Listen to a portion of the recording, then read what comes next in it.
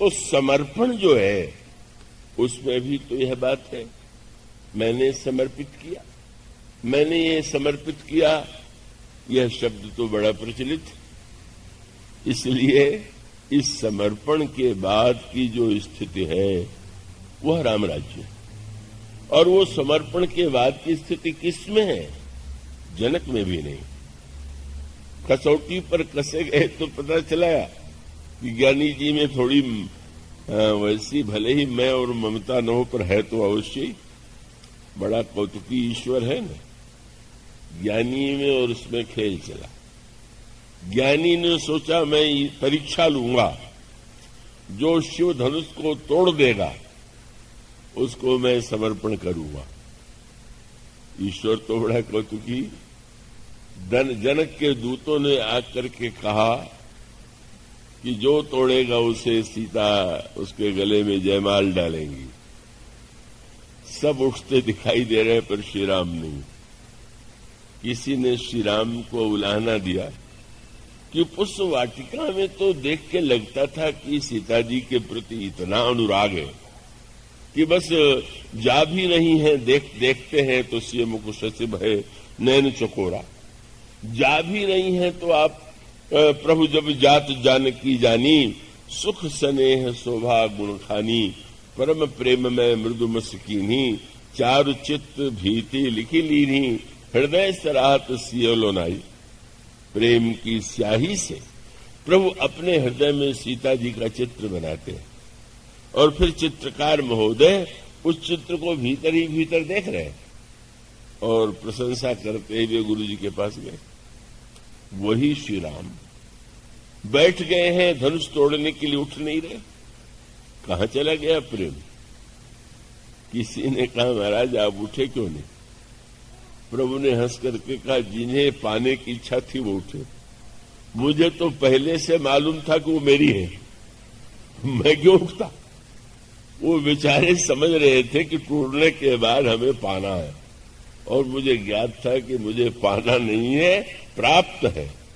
प्राप्त ही नहीं है, मुझसे अभिन्न है। तो प्रभु मानो परीक्षा चल रही थी। ज्ञान परम ज्ञानी देखना चाहते थे कौन है जो उस कर्तृत्व के धनुष को, अभिमान के धनुष को, समष्टि अहंकार के धनुष को तोड़ सकता है। कौन वो विरागी है? और जब परीक्षा हुई तो ज्ञानी विरागी जी थोड़े पिछड़ गए। अब प्रभु तो उठे नहीं।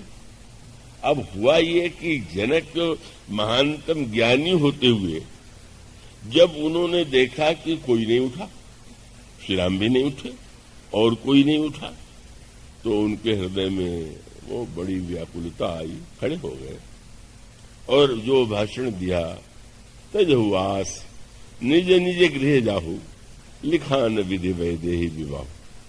आप लोग अपने अपने घरों को चले जाइए। कन्या का विवाह ब्रह्मा ने नहीं लिखा है और आपने कहा जो जनत्यूं भट बुनि भूय भाई, तो पन करी होते न हंसाई। अगर मैं समझता कि पृथ्वी वीरों से खाली हो गई है तो मैं पण प्रतिज्ञा करके हंसी का पात्र न बनता। कहने लगे मेरी कन्या कितनी सुंदर है, धनुष तोड़ करके कितनी बड़ी कीर्ति मिलने वाली है। कोई ऐसा नहीं हो सकता कि इतनी महानतम वस्तु को न पाना चाहे। और अगर कोई प्रयत्न नहीं कर रहा है तो इसका अर्थ है आप में सामर्थ्य नहीं। उनका विश्वास है। कौन है ऐसा? वही उन्होंने पूछा। कुंवरी मनोहर विजय बड़ी कीरति अति कमनी।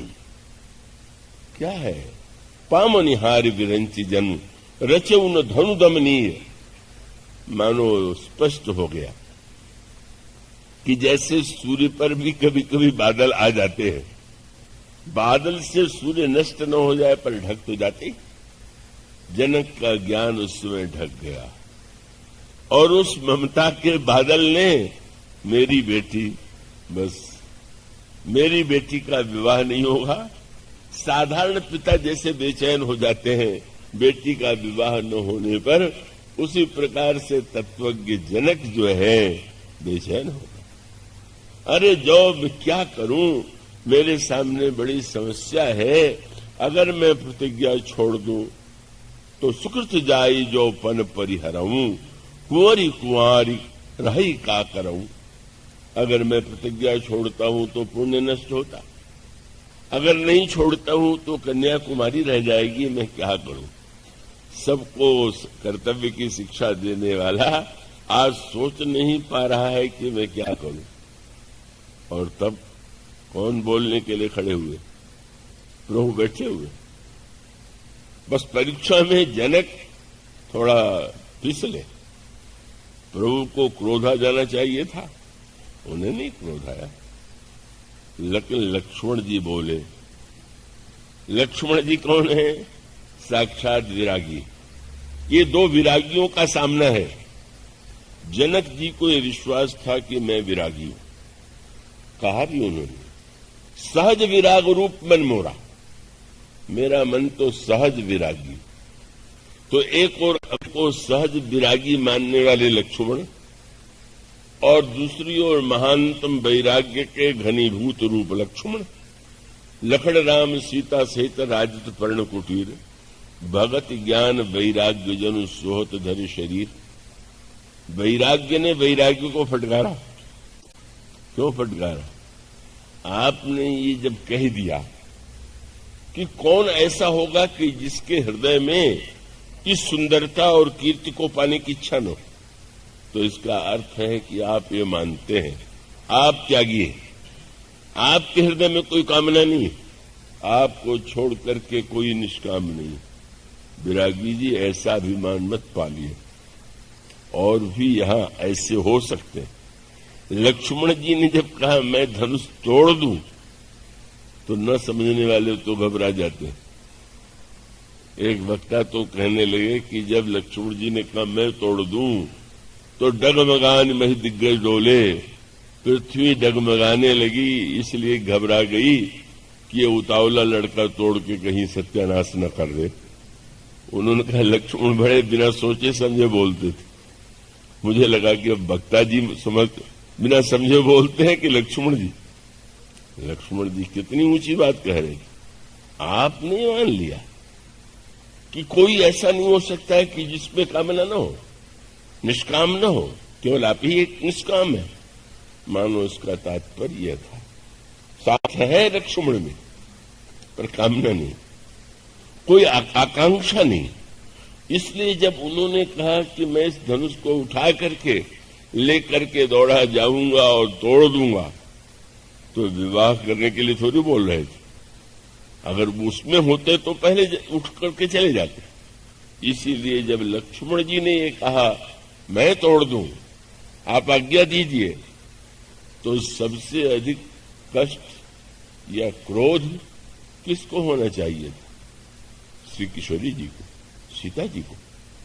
अरे ये लक्ष्मण जिस तरह की बात कह रहा है मैं तोड़ दूं, क्योंकि जनक जी ने प्रतिज्ञा की है कि जो धनुष तोड़ेगा उससे कन्या का विवाह होगा। लक्ष्मण जी ने बता दिया। बाद में किसी ने कहा महाराज आपने तोड़ने के लिए बहुत भाषण दिया, न आपने तोड़ा न प्रभु ने आज्ञा दिया। लक्ष्मण जी ने मुस्कुरा करके कहा मैंने तोड़ दिया। क्या तोड़ दिया? धनुष थोड़ी तोड़ना था, जनक का भ्रम तोड़ना था। भ्रम तोड़ना था, उसी के लिए मैंने ऐसा कहा था। क्या भ्रम तोड़ना था? क्या एक तो जनक को भ्रम था कि धनुष टूटेगा तब विवाह होगा। मैं बताना चाहता था विवाह बहुत पहले से हो चुका, अनादिकाल से ये दोनों विवाहित। आप व्यर्थ ही सिरदर्द पाले हुए। आपकी जो वस्तु नहीं है और जो वस्तुता अनादिकाल से केवल श्री राम की है, वही शंकर जी के विवाह में हुआ।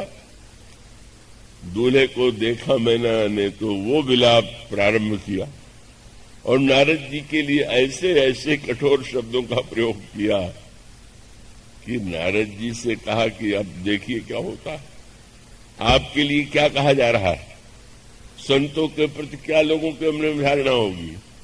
अच्छा तो मैं जाता हूं। पर सोचने लगा अकेले जाऊं और फिर बहुत क्रोध में क्या ऐसा व्यवहार करें तो सप्तर्षियों को भी बुला लिया, आइए मेरे साथ चलिए। गए। नारद अकेले जाते तो मैना बहुत क्रोध करती। अब वो सातों ऋषि भी थे तो आदर करना बड़ा बैठा दिया। अब नारद जी ने पूछ दिया, आप इतना रो क्यों रहे, आप इतने व्याकुल क्यों हैं? बड़ा क्रोध आया। महाराज मेरी कन्या, मैं उसकी चिंता नहीं करूंगी तो आप बिना विवाह के, बिना बच्चों के आपको क्या चिंता? कन्या मेरी है तो चिंता मैं नहीं करूंगी, क्या नहीं करना चाहिए? तब उस समय एक प्रश्न किया मैना से, मैना ये तुम्हारी बेटी है? हमारा सब लोग जानते हैं। उनका सब जानते होंगे पर ये सत्य नहीं। सत्य क्या है? मैना सत्य सुनो मम बानी, जगदम्बा तुम इनकी मां नहीं हो, ये तुम्हारी मां, और तुम्हारी मां नहीं सारे संसार की मां। और बता दिया जिनसे कह रहे हो विवाह नहीं करेंगे, बहुत पहले विवाह हो गया। सार अनादिकाल से यही शब्द था, मैना सत्य सुनो मम बानी, जगदम्बा तब सुता भवानी। अजा इनका कभी जन्म ही नहीं हुआ। जिसके गर्भ से जन्म हुआ उससे कह रहे हैं नारद जी, अजा अनादि शक्ति अविनाशिनी, सदा संभव अर्धंग निवासिनी, जग संभव पालन लय कारिणी। और वो जो जन्म उन्होंने लिया वो निज इच्छा लीला बपधारिणी, अपनी इच्छा से ही तुम्हें धन्य बनाने के लिए तुम्हारे गर्भ से उन्होंने जन्म लिया। बस अच्छी पवित्र बुद्धि थी, भ्रम हो गया था पर तुरंत दूर हो गया। दूर होने के बाद पहला काम क्या किया? नई बात हो गई। हिमालय और मैना ने दोनों ने पार्वती जी के चरणों में साष्टांग प्रणाम किया। तब मैना हिमवंत आनंदे, पुनि पुनि पार्वती पद बंदे। अब आनंद क्या है? अगर इस प्रसंग के पहले कन्यादान मैना और हिमालय देते तो मैना तुमने कहा कि देंगे नहीं, पर मानो दे भी देते तो यही समझते कि हमारी उदारता है कि मैंने दे दिया। अब जो देने का आनंद है दूसरे तरह का। अब लगा मैं क्या दे रही हूं, वो तो उन्हीं की है, बड़ी कृपा करके बेटी बनकर आ गई, मुझे सौभाग्य दे दिया। मानो वह आनंद, वही आनंद जनक को देने के लिए लक्ष्मण जी फटकार रहे हैं। आप व्यर्थ ही चिंता पाल रहे हैं। आपको बड़ी चिंता हो गई मेरी कन्या कुमारी रह जाएगी, और जब यह शब्द कह दिया बस मानो सबसे प्रसन्नता किसको हुई? जिसमें लखन सकोप वचन जब बोले, डगमगानी मही दिग्गज डोले, सकल लोक सब भूप डराने। राजा तो डर गए, छोटा भाई इतना शक्तिशाली है, दावा कर रहा है, प्रसन्नता किसकी हुई? वो स्वामी जी कहते हैं सिए ही हर्ष। सीता जी को बड़ी प्रसन्नता हुई। चलो हम दोनों के विवाह को जानने वाला कोई गवाह तो है। ये समस्या आ गई। अब कठिनाई ये थी कि भगवान राम सीता अनादिकाल से दंपति है, पर संसार में तो बिना गवाही के बात मानी नहीं जाती। यहां तो सभी कह रहे हैं कन्या कुमारी है, विवाह होना है। विवाह हो चुका है। लक्ष्मण जी ने जब कहा तो समझ गए क्या कह रहा है, इसलिए बड़ी प्रसन्न हुई। और उसके पश्चात जब जनक का भ्रम टूट गया तब मुस्कुरा करके विश्वामित्र ने कहा, उठो राम, भंजहु। शब्द कितना सुंदर चुना, भव चापू। ये रामायण में जिन शब्दों का प्रयोग किया गया है उसको बदलने की चेष्टा नहीं करना चाहिए। वो उन शब्दों में कुछ रहस्यमय भाव है। ये जो ये कहा गया, कह सकते थे कि शंकर का धनुष तोड़िए, शिव का तोड़िए, महेश का तोड़िए, पर उन्होंने कहा उठो राम, भंजहु भव चापू। भव शब्द का, भव भी शंकर जी के नामों में से एक नाम। उन्होंने भव नाम क्यों लिया?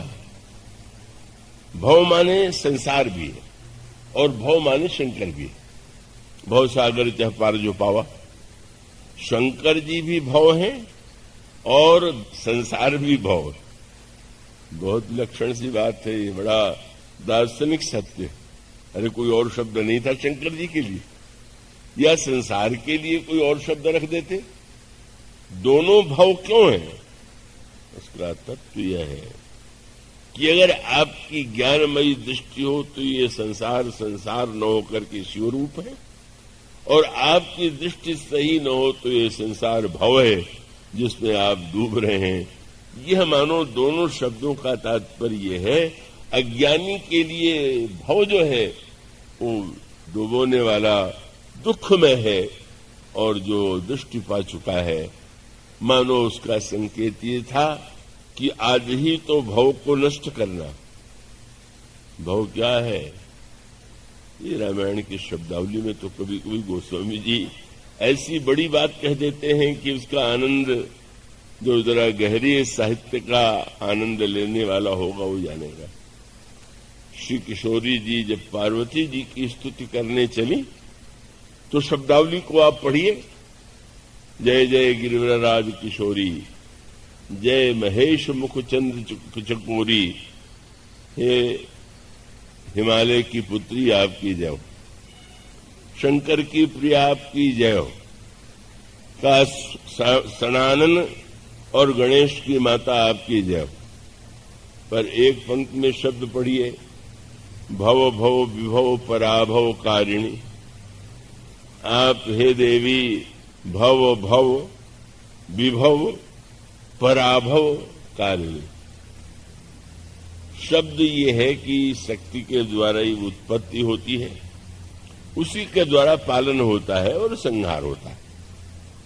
तो सीता जी कह देती हैं कि आप संसार को बनाती हैं, पालन करती हैं, संहार कर देती हैं, पर उन्होंने वो शब्द नहीं कहा। शब्द क्या कहा? भव भव विभव पराभव कारिणी। क्यों कहा? मानो संकेत ये है कि ये सुन के तो अच्छा लगेगा कि मां है जन्म देती, ये पढ़ करके सुन के अच्छा लगेगा कि पालन करती, पर ये पढ़ के कितना कष्ट होता है कि वो संहार करने वाली, विनाश करने वाली। तो मानो किशोरी जी बोल रहे हैं, जब वो कहती हैं तो उसके द्वारा उन्होंने कितनी बढ़िया बात कह दी। किसी से पूछा गया, अगर पूछा जाए कि ये बनाती हैं, पालन करती हैं, मिटा देती हैं, बनाना कोमलता है, पालन करना कोमलता है, मिटा देना तो क्रूरता है, तो सीता जी क्या कहती है? पार्वती जी से कोई पूछे कि आप क्या करती हैं, तो इन तीनों शब्दों का आनंद लीजिए। भव भव विभव पराभव, तीन शब्द। जनन के लिए भव शब्द, पालन के लिए विभव और संहार के लिए पराभव। साहित्य में ये शब्द ऐसे नहीं बोला जाता। मानो संकेत यह था, देवी पार्वती ने हंस करके कहा, अरे ये तो नासमझ है कि तीनों में अलग अलग देखते हैं, तीनों में भव ही तो है। भव है तो भी भव, विभव है तो भी भव, पराभव है तो भी भव। शिव को छोड़ के और कुछ नहीं।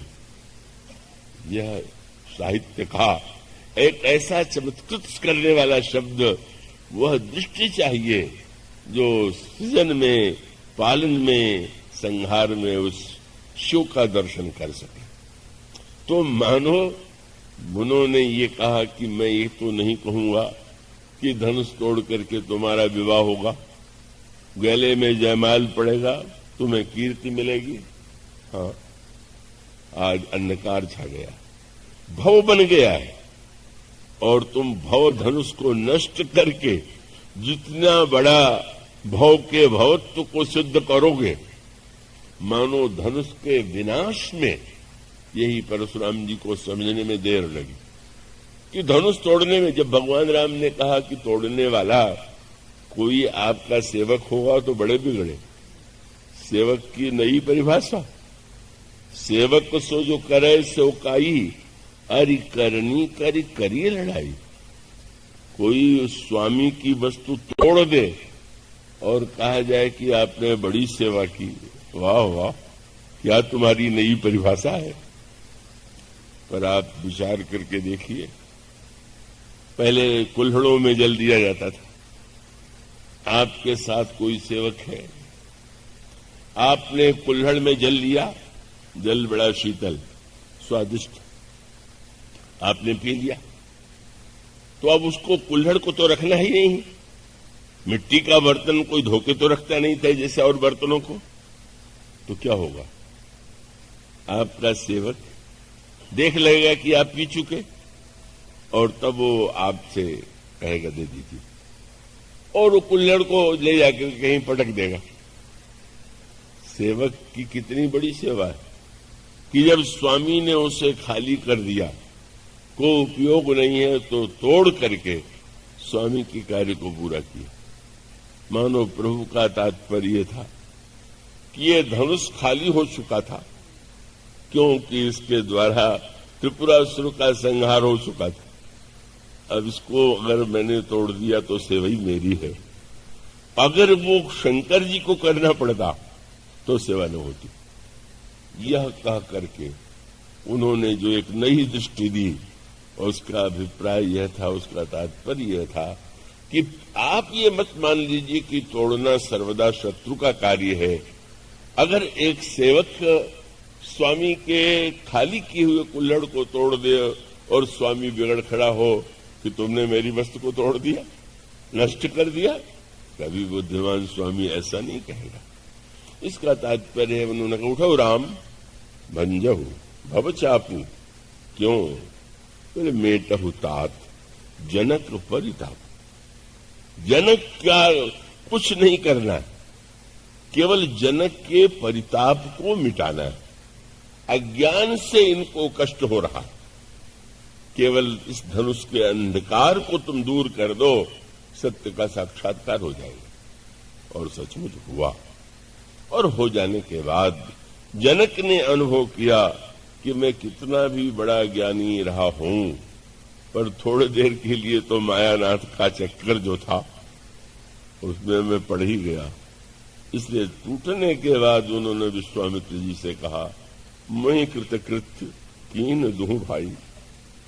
अब तक मैं कृतकृत्य भले ही विचार में रहा हूं, पर आज मैं अनुभव कर रहा हूं कृतकृत्य हो गया। और इसमें इन दोनों भाइयों का नाम क्यों लिया? बोले ये कूटस्थ ब्रह्म तो मौन बैठे रह गया था, ये तो भाषण दे करके जब लक्ष्मण ने ही प्रेरित करके मेरी आकांक्षा को पूर्ण कराया। इस तरह से जनक के द्वारा जो समर्पण होता है, उस समर्पण के पहले भी जो ममता और अहमता का यत्किंचित संस्कार था वो नष्ट हो गया, और तब जो समर्पण हुआ वो महानतम समर्पण था। लेकिन राम राज्य इससे आगे, श्री भरत इससे आगे, और श्री भरत इसलिए आगे हैं कि समर्पण की बात जब गुरुजी ने कही, राज सौंपेहु राज राम के आए, भरत जी समर्पण तक उससे ऊपर उठे हुए हैं। इसलिए श्री भरत की वह वृत्ति की जिसमें समर्पण की भावना भी नहीं, वह वृत्ति ही राम राज्य है। और इसलिए राम राज्य स्थापित तब हो जब श्री भरत जैसा महान ऐसा कोई दिव्य भक्त हो कि इस वस्तु का संग्रह कौन कहे, का जहां पर समर्पण का भी अभिमान हो। और व्यवहारिक अर्थों में कहें तो जब भगवान राम सिंहासन पर बैठे तो चिन्ह जो धारण करने थे, गए छत्र चामर व्यजन धनु असी, ये वस्तुएं उठाने की बात जब आई तो प्रभु ने से श्री भरत जी ने हाथ जोड़ के पूछा, बोले बिना क्या उठाऊं? प्रभु ने मुस्कुरा करके कहा, तुम छत्र लेकर मेरे पीछे खड़े हो जाओ। श्री भरत जी छत्र लेकर के खड़े हो गए। इसके अर्थ पर आपने विचार किया? छत्र को ही प्राचीन काल में राज चिन्ह माना जाता था, और इसलिए ज्योतिष शास्त्र में राजा के परिवर्तन को छत्र भंग कहते थे। मानो छत्र क्यों दिया गया? बोले राम, छत्र को लेकर के कितने झगड़े होते हैं। अपने सिर पर छत्र धारण करने के लिए सभी बेचैन हैं, पर श्री भरत वह हैं कि जिनको छत्र मिला और श्री राम के सिर पर रखा दिया, जो इतना समर्पित हो कि वो छत्र जो उनको राज्य कैकेयी जी ने प्रयत्न करके दिया, वो भी आप प्रभु के मस्तक। किसी ने कहा धन्य है श्री भरत, आपने अपना छत्र दे दिया, श्री राम के सिर में लगा दिया आपने। उन्होंने कहा इसमें त्याग थोड़ी है, स्वार्थ है। क्या बोले? छत्र तो उन्हीं का था, और छत्र का वो जो था उसको जब मैंने प्रभु के सिर पर लगाया तो दिया थोड़ी। उसमें तो मेरा लाभ ये था कि प्रभु के सिर पर छत्र लगाने के लिए जब मैं पीछे खड़ा हुआ तो मैं भी तो प्रभु की छत्र छाया में पहुंच गया, और जीव ईश्वर की छत्र छाया में पहुंच जाए, यही उसकी चरम उपलब्धि।